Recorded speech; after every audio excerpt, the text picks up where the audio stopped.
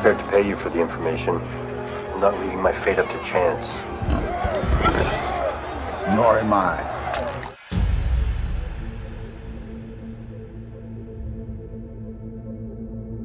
Okay, stop me if you've heard this one before. A Mandalorian and a Baby Yoda walk into an underground deathmatch pit.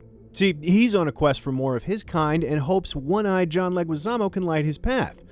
See, he thinks he can kill Mando and steal his beskar suit, but that plan doesn't pan out. Now where is the Mandalorian you know of? Tatooine. Back to Tatooine we go, and Mando's not even there for very long before, boom, we meet this guy wearing what is clearly Boba Fett's armor. Where did you get the armor? Bought it off some Jawas. His name is Cobb Vanth. He's the Marshal of Mos Pelgo. By creed, Mando is compelled to relieve Mr. Vanth of the armor and is prepared to do so by force, but they're interrupted. That's a crate dragon, and it's a huge problem, so Cobb Vanth proposes a deal. Help me kill it, I'll give you the armor. Mando agrees, so it's time to hightail it out across the Dune Sea, and Cobb tells his tale. Mos Pelgo became a slave camp the same day the Empire fell at the Battle of Endor. He took off, got lost in the desert, got found by some Jawas, and it was in the belly of their crawler that he saw Boba Fett's discarded armor. So he bought it and used it to scare off the slavers controlling Mos Pelgo. Cobb Vanth is the marshal of the town, and Boba Fett's armor helped him intimidate potentially violent interlopers. But back to that crate dragon. Mando volunteers the people of Mos Pelgo to help the Tusken Raiders fight it because the thing is just too dang big. It's to scale. The villagers don't like this plan, but Mando and Cobb Vanth talk them into it. The Tusken Raiders ride into town to team up, and they all head into the desert in single file to hide their numbers. The battle was ugly, and mostly just Tusken Raiders lost their lives, but Mando and Cobb Vanth had some fun with their jetpacks, and eventually Mando goes into the belly of the beast to blow it up. Crate Dragon is dead, and everyone celebrates the murder of what surely must be an endangered species, but it's cool because there's a pearl inside. Cobb Vanth happily gives Mando Boba Fett's armor, and Mando hops on his speeder bike and heads off into the sunset, except, who's that watching? It's the real Boba Fett. More on him later. Djarin and the Child are still on Tatooine after killing the Crate Dragon, still on the hunt for more Mandalorians. Pelimoto, Mando's delightfully sketchy mechanic friend who just so happens to play sabacc with massive insects named Dr. Mandible, she helps him find his next lead. A Mandalorian covert is close. It's in this sector, one system trailing. The covert is on a nearby Outer Rim world called Trask, but there's one catch. This frog lady needs Mando to get her there without using hyperdrive to protect her unfertilized eggs. Point is, Mando needs to find other Mandos, so he agrees to it and hopes everything goes okay. Which it does not. Crash landed on the ice planet Maldo Kreese. Mando has to fix his ship and keep the child from eating the frog lady's precious eggs. No. Which is going great. Anyway, in an episode that already features a giant ant and a humanoid frog, we finally meet their true adversary, a bunch of big-ass alien spiders.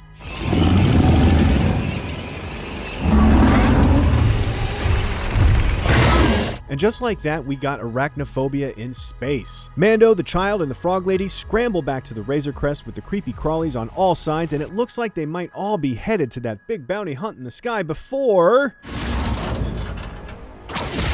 Remember those New Republic X-Wing pilots? They saved the day because Mando helped capture those criminals way back in Chapter 6. Am I under arrest? Technically, you should be. But these are trying times. So, they leave Mando to repair his busted ship by himself. As Chapter 10 comes to an end, the Razor Crest is limping its way toward the aquatic world of Trask, where the Frog Lady's husband can point Mando in the direction of the other Mandos hiding there. A little worse for wear, they make it to Trask just in time to pull off another happy landing. After drying off, the Frog Lady meets her husband, who tells Mando where he can find other Mandalorians. On this sketchy-looking barge with all these evil-looking Quarren, and oh, see, just like that, they try to kill the child. But the Frog Lady's husband actually had it right. There are other Mandalorians here, saving Mando and the child's lives and looking quite good doing it. This is Koska Reeves, this guy is Axe Woves, and her... I am Bo-Katan of Clan Kryze. I was born on Mandalore and fought in the Purge. More important question, why are they all taking their helmets off? You do not cover your face. You are not Mandalorian. Might want to check your history, buddy. You can watch IGN's cannon fodder for that. Back to business. Bo-Katan informs Mando that he's a child of the Watch, a religious zealot hell-bent on restoring the warlike ways of the ancient Mandalorians. Non-religious Mandalorians, like Bo-Katan, aren't held to those same rules. There is only one way. The way of the Mandalore. So Mando responds the only way he knows how. Mando spends the afternoon being all Charlie Brown about it, but meets back up later on with Bo-Katan and the gang, who pop in, murder a few more Quarren, and then buy him a drink. Mando breaks it down. He's been quested to return the child to the Jedi. I can lead you to one of their kind. But first, we need your help on our mission. She's amassing fighters and weapons to eventually take back Mandalore from the clutches of the Empire. But Mandalorians are stronger together. Hijack an Imperial freighter, steal the weapons inside. The only problem, just a few dozen stormtroopers who, bless their hearts, are just as easy to kill as ever. Bo-Katan and the gang score the weapons they were after, but the biggest score comes in the info we learned during the mission. Where is it? Who's what? The dark saber. Does he have it? If you're asking, you already know. Bo-Katan is hunting for the Darksaber, that fancy lightsaber with a sordid past that we saw Moff Gideon with at the end of Chapter 8. Bo-Katan used to wield the Darksaber, so this new info shouldn't be all that shocking. They came for the weapons, wound up taking the whole cruiser. Now Mando needs the info he came for. Take the Foundling to the city of Caladan on the forest planet of Corvus. There you will find Ahsoka Tano. Once rumored, now confirmed, Ahsoka Tano is likely the most experienced Force user in the galaxy at this point, including Luke Skywalker, but not including zombified Sheev Palpatine. But I digress. Mando has what he came for. Bo-Katan asks him to help save Mandalore, and he gives a very definite maybe. There's something I need to do. So he abandons ship and makes it back to the Frog family, who have been babysitting the child, and somehow he has not managed to eat any more of their children, despite their being his favorite food. Mando's ship is literally falling apart after all of this, so he heads back to Navarro to get his ship fixed. Because he's going to have some time to kill, he teams up with his old pals Greef Karga and Cara Dune on a mission to take out the last Imperial base on the planet. The plan? Blow the base reactor and flood the base with lava. Sounds hot. Cara and Mando hate the Empire, and Greef Karga just wants them off Navarro. Of course, the mission winds up being more than they bargained for, and in the end, they learned what the Empire planned to do with the child in the first place. This isn't a military operation. This is a lab. Yeah, no kidding. And those look like a bunch of failed Strandcasts, or even clones. These guys obviously aren't Kaminoan, but that patch they're wearing is the same one seen in Attack of the Clones and on Dr. Pershing in Season 1. And speaking of Dr. Pershing, I highly doubt we'll find a donor with a higher M count, though. M count, of course, refers to midichlorians, the sentient microscopic life forms connected to the Force that live in the bloodstream of living beings. A high M count means a strong connection to the Force. Dr. Pershing's hollow was meant for Moff Gideon, and he's talking about the child. Seems like their little research project stalled out because they ran out of their blood sample they took way back in Chapter 3. Mando has to get the child back in a hurry, so he goes via jetpack. Cara, Greef, and Mythrol make good on their mission, flood the whole base, steal a troop carrier, and go full send all the way back to town. And just when it looks like they'd get shot down by encroaching ties, with the ship fixed up, Mando is headed to Corvus. Too bad that a mechanic stashed a tracking beacon aboard the Razor Crest, that New Republic X-Wing pilot tries to recruit Cara Dune, and Moff Gideon tracks the Razor Crest while examining his brand new Dark Troopers. The former Jedi Ahsoka Tano is on the planet Corvus and has the city of Caladan under siege as she tries to get information from the magistrate who rules there. The magistrate hires Mando to kill Ahsoka and offers him a pike made of pure beskar to do it. He accepts, but only because he wants to complete his quest and return the child to the Jedi. Ahsoka Tano! Mando practically begs Ahsoka to train the child, and when she uses the Force to communicate with the little fella, she reveals the child's real name, and no, as everybody correctly guessed, it's not Baby Yoda. Grogu? That's his name. Grogu was raised in the Jedi Temple on Coruscant, hidden after Order 66, and someone took him from the temple. Ahsoka mentions Master Yoda and that the Jedi Order is no more before deciding that she can't train Grogu. His attachment to you makes him vulnerable to his fears. Ahsoka uses the case of Anakin Skywalker as reason not to train the child, saying she's seen what this can do to the best Jedi among them.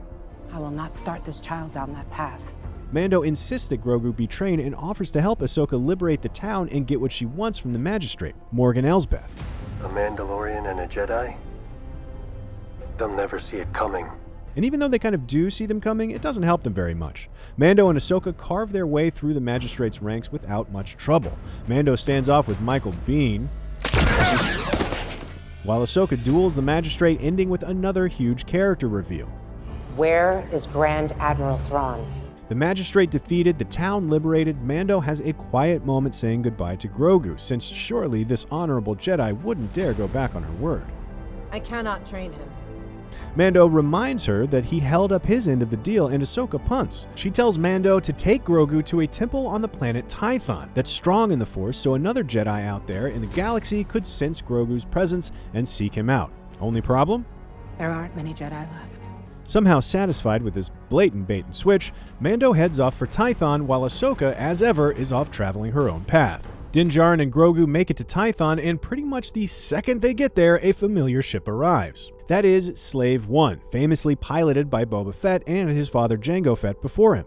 Grogu starts communing with the Force, so Mando has to protect him. Boba Fett is there, and he's not alone.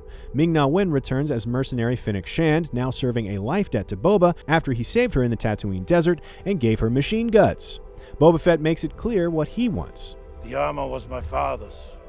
Now it's mine. But before they get too deep into it, the Empire shows up and Boba Fett unleashes a rage honed in the belly of a Sarlacc pit and takes out an entire squad by himself. Mando, Boba, and Shand hold off the troopers until Grogu can finish sending his Force presence out into the galaxy.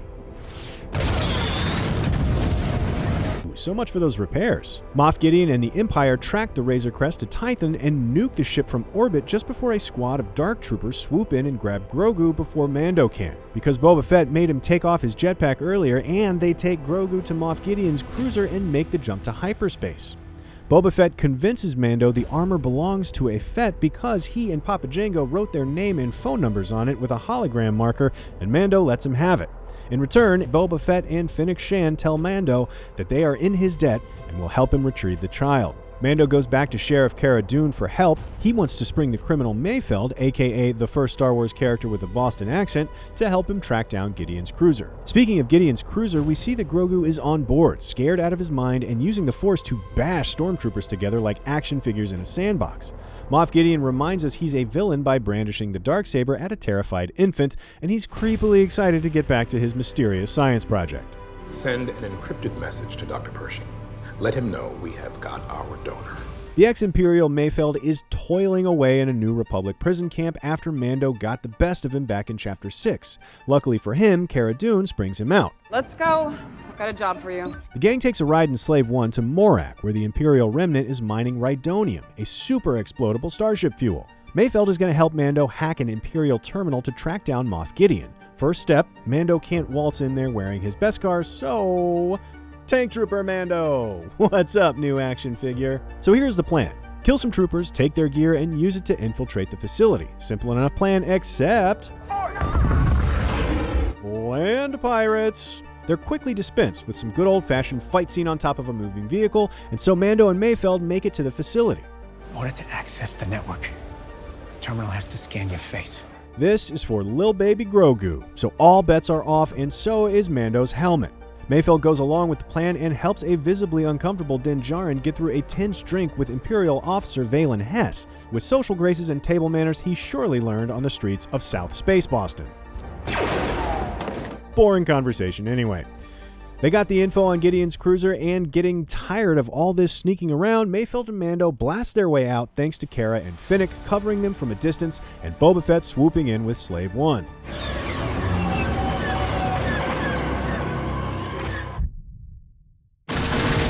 Oh, that sweet, sweet sound of a seismic charge. Slave One proving to be the perfect ship for this kind of caper, Mando and Mayfeld jump on board without it even having to land. The whole endeavor ends with Mayfeld landing a well-placed shot with a cycler rifle to blow up the whole thing.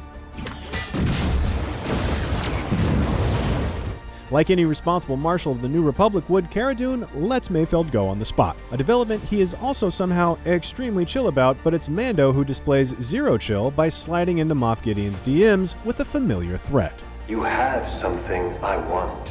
Boba Fett and Mando capture a Lambda-class Imperial shuttle and take the clone engineer Dr. Pershing prisoner. They convince Bo-Katan and Casca Reeves to join Fennec Shand and Cara Dune to rescue Grogu from Gideon's cruiser. We will help you. They storm the ship and slaughter every garden variety trooper in sight, but that's when Moff Gideon deploys the Dark Troopers, which are way tougher to kill, but Mando still manages to take one of them out before blowing the rest out of the airlock into the vacuum of space, which might have put an end to them if they were organic life forms, rather than flying robots. While Bo-Katan and the team slaughter every regular trooper on board, Mando hunts down Grogu and Moff Gideon.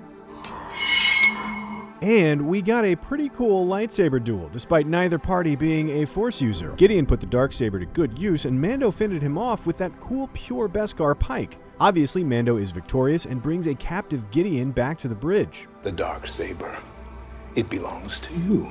Bo-Katan is bummed Mando now wields the Darksaber. Mando offers the Darksaber to her, but she's hesitant to take it because she believes the Darksaber must be won in battle. Mando doesn't care, of course, he just wants to protect Grogu. Before they can figure that out, the Dark Troopers make it back inside the ship. Luke Skywalker shows up, slices up the Dark Troopers, and offers to take Grogu off to meet his destiny. I will give my life to protect the child, but he will not be safe until he masters his abilities. But there's one thing left to do. Before Grogu leaves, Mando takes off his helmet, showing the child his face. And I am not crying, you're crying. We're not done yet. In this post-credit scene world, we find Boba Fett and Fennec Shand back in Jabba's palace on Tatooine. Bib Fortuna has taken over since Jabba the Hutt's death, but Boba Fett won't have it. They take out everyone in the room, and Boba takes a seat on Jabba the Hutt's throne. We're getting more Boba Fett. This is the way. Thanks for watching. For more Star Wars, here's our Cannon Fodder episode on Grogu's Jedi finally being revealed. And don't forget to follow and subscribe to IGN wherever you like to watch.